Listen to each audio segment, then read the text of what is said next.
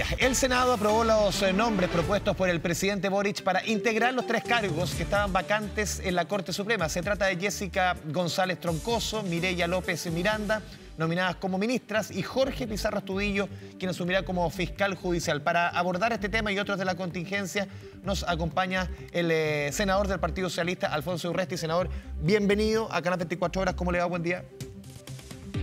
Muy bien, un gusto saludarlos y contento también de haber podido despachar ayer por una alta votación esas propuestas de integrantes del máximo tribunal de nuestro país. Sí, senador, ¿por qué era tan importante en este minuto complejo para la Corte Suprema, para muchos el momento más complejo de esta instancia desde el retorno a la democracia? ¿Por qué era tan importante lo que se vivió, lo que se votó ayer en el Congreso y cómo resultó también, como usted decía? A ver, en primer lugar es importante porque lo ha definido así el ministro Cordero, el presidente. Hay que ir normalizando y hay que ir llenando los cupos a medida que se van produciendo las vacantes. Aquí, producto del cumplimiento de años de ministros que fueron dejando sus cargos, teníamos 2 ministros y un fiscal judicial del máximo tribunal. Y veamos bien la propuesta. Estamos hablando de 2 ministras, la ministra López y González, ministras con una trayectoria enorme en el Poder Judicial, mujeres, que es una mirada para poder tener una mayor igualdad en la Corte Suprema, con una trayectoria impecable desde la provincia, algo que al menos a mí me gusta, desde Parral, desde Arica, con un ascenso y con una trayectoria que es revisada y escrutada. Y por otro lado, el fiscal judicial de la Corte Suprema, también un ministro que ha hecho un largo recorrido, que estaba actualmente en la Corte de Apelaciones de Puerto Montt. Entonces, esto le da, el Senado cumple un propósito de dar estabilidad, de proveer los cargos que necesita la Corte Suprema y que también colaborar en lo que se pueda a que los procesos sancionatorios, los procesos internos que la Corte Suprema también se vivan con la integración completa de sus 21 integrantes. Porque incluso se estaban viendo problemas de funcionamiento por la cantidad de ministros acusados, por las vacantes que faltaba por llenar. Incluso ciertas instancias no podían funcionar.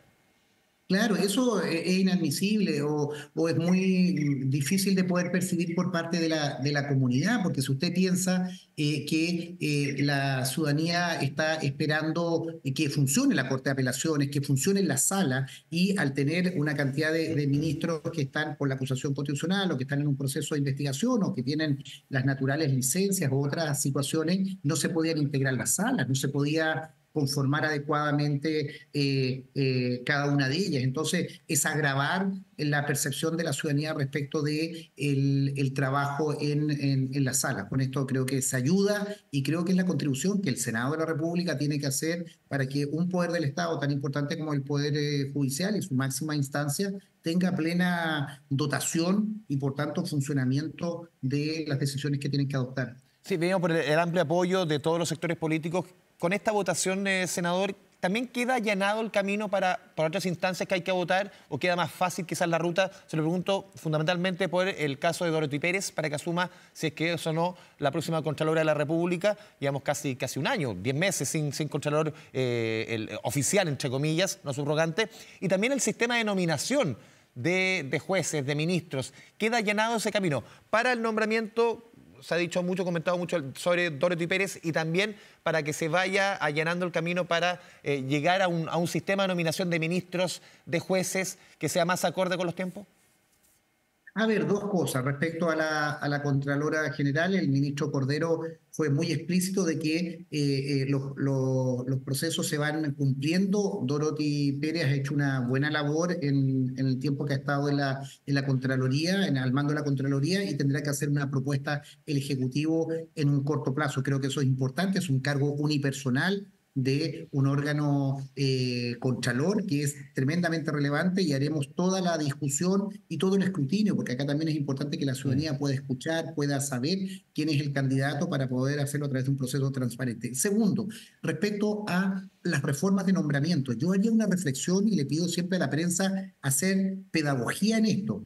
Nosotros, a propósito de lo que lo que ha ocurrido en la Corte Suprema, especialmente con los procesos de acusaciones o de sanciones que se están llevando a cabo, tú no cambias eso por modificar el sistema de nominación. Cuando se nomina a los jueces, sobre todo de la Corte Suprema, son los únicos integrantes del Poder Judicial que pasan por un triple escrutinio.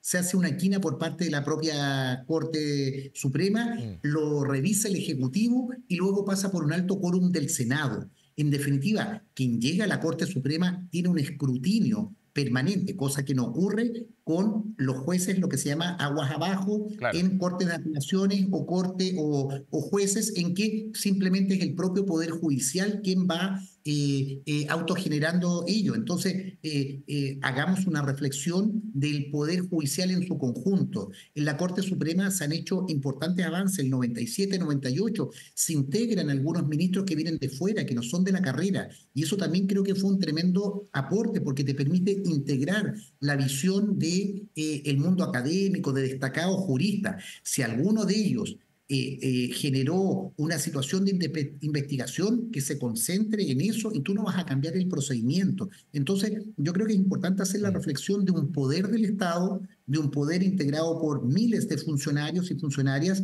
en que tenemos que mejorar términos de transparencia, de rendición de cuentas. Yo lo he dicho también, separar lo jurisdiccional de lo administrativo. Mire, no es posible que el Pleno de la Corte Suprema, que es donde están los ministros más destacados que han ascendido a este pináculo de la estructura, tengan que ver muchas veces en sus tablas, en sus cuentas, temas administrativos de traslado de funcionarios, situaciones de esa naturaleza.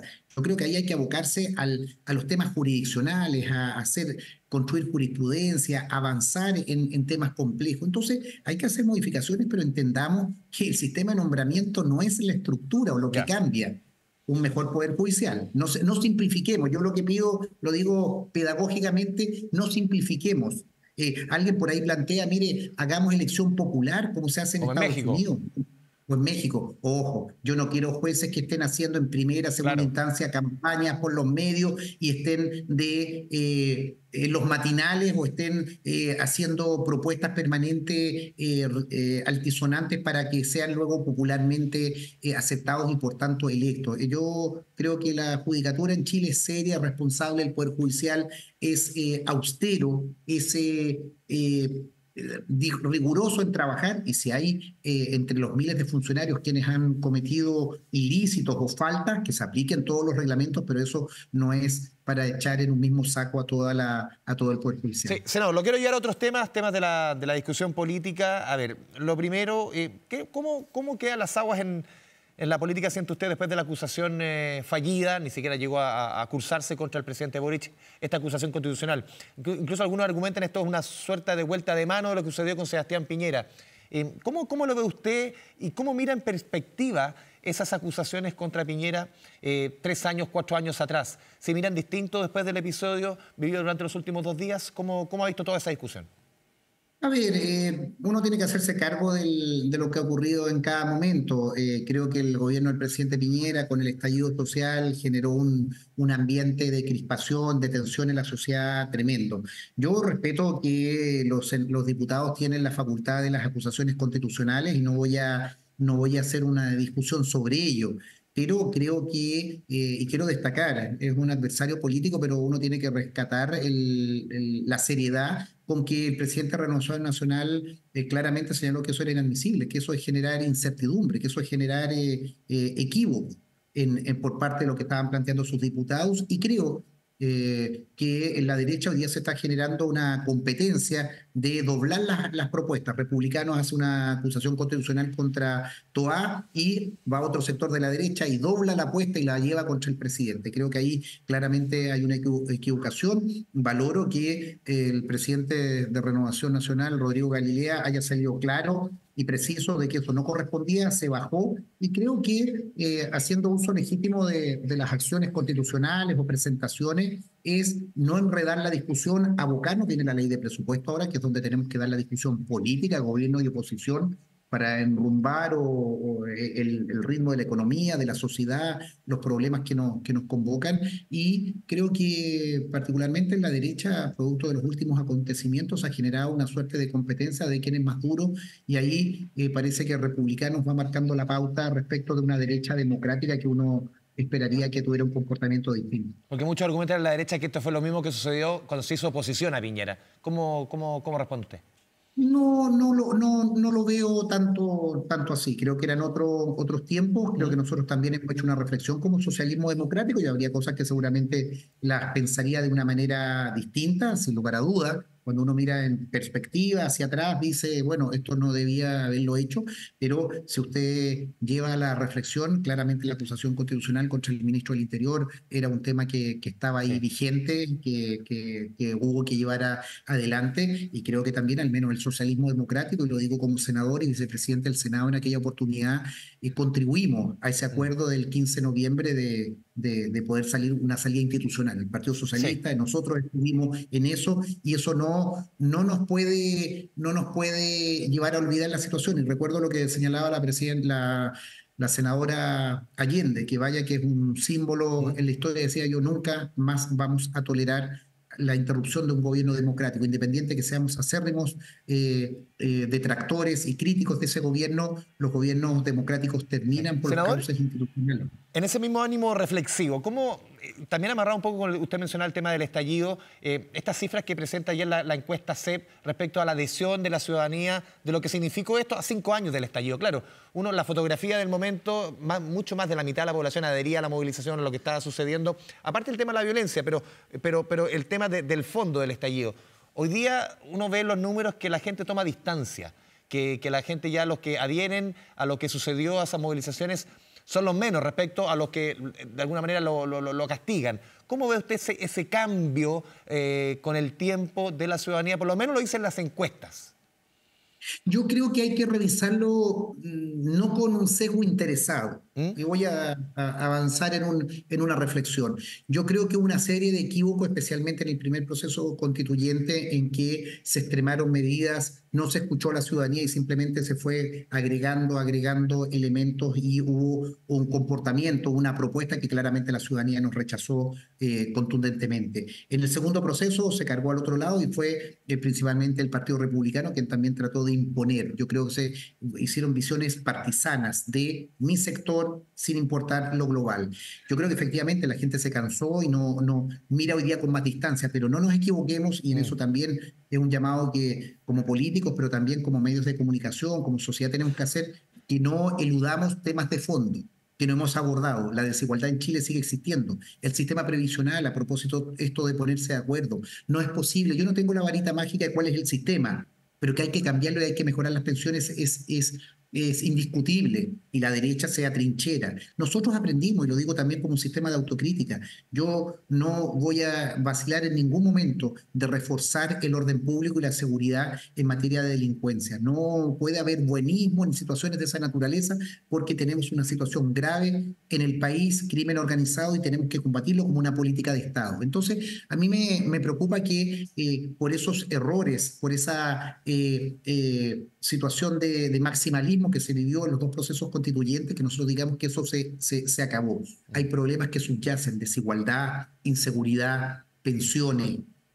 Son elementos que siguen latentes en el país. Mira, solo como un elemento, nosotros tenemos el mismo sistema previsional que teníamos hace 5 años. Salvo la PGU. Y claro, pero Claro, la solamente el pilar PGU. contributivo sigue igual. Correcto, pero es el tema de fondo. Nosotros no podemos el sistema de pensiones mejorarlo simplemente con la PGU. Tú tienes que tener un Claro. sistema. Primero, tienes que cotizar más. No podemos cotizar el 10%. Tenemos que dar esa reflexión. Tenemos que entender lo que ocurre, la diferencia entre hombres y mujeres, las lagunas, la informalidad. Entonces, esos son temas que nosotros tenemos que abordar en materia de seguridad, en materia de inmigración. Mm.